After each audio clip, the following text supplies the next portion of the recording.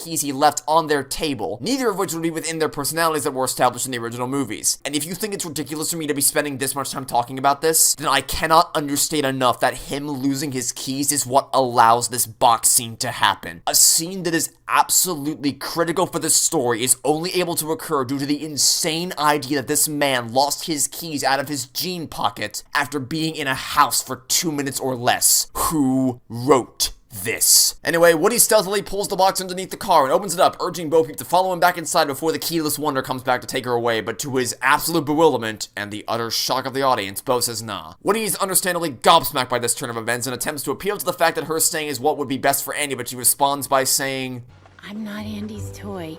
Which is a very strange thing to say considering how often we've seen Andy play with her in the past. So whether she technically belongs to Molly or Andy doesn't really matter at all. But even if this weren't the case, even if we say that Andy never played with her at all, the next words out of her mouth are even more baffling. "It's time for the next kid." What? It's time for the next kid? Really? You're perfectly willing to just leave, just like that? You don't even want to say goodbye to your friends? Do you not care about them at all? Buzz? Jesse? The other toys in Molly's room who appear to at least have some level of respect for you since you were able to effortlessly command them as their leader? Nobody? You just decided that the day you got put in a box was the day you were going to proceed to stop giving a slinky's behind about your friends? And if you want to say, well, she only really cared about Woody, which obviously isn't true based on what happens later in this film, so it makes